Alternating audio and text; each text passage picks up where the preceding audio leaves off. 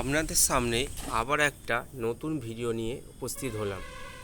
আজকে আমরা চলে এসেছি নদীতে মাছ ধরতে।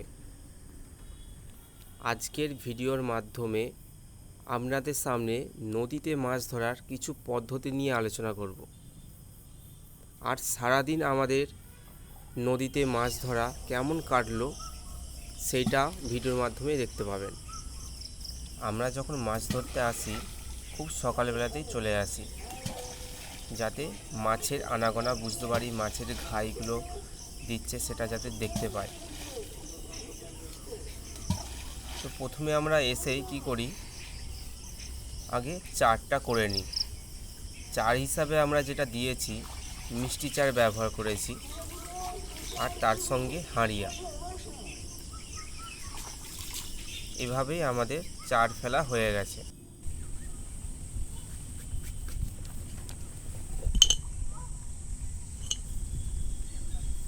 চার করার কিছুক্ষণ পরেই আমরা টোপ ফেলা শুরু করি। টোপ হিসাবে যেটা আমরা নিয়েছি সুজির টোপ।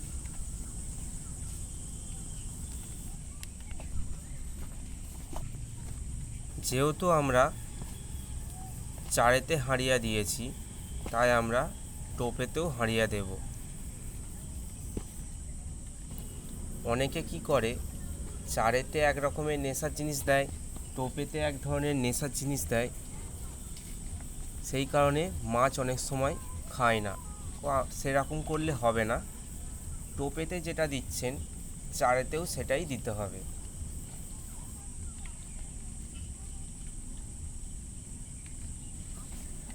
আমরা টোপটা এমনভাবে তৈরি করেছি যাতে টোপটা 1 ঘন্টারও বেশি সময় ধরে রয়ে যায়।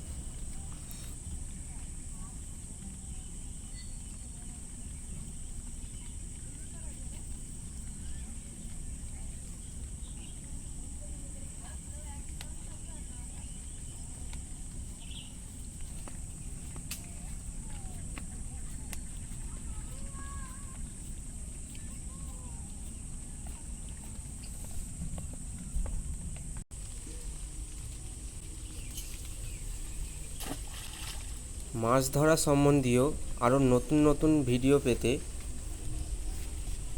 আমাদের চ্যানেলটাকে সাবস্ক্রাইব করে রাখবেন।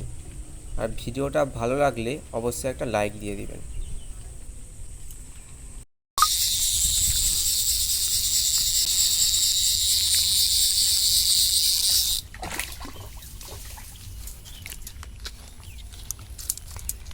উপরে নিয়ে যাও, উপরে নিয়ে যাও।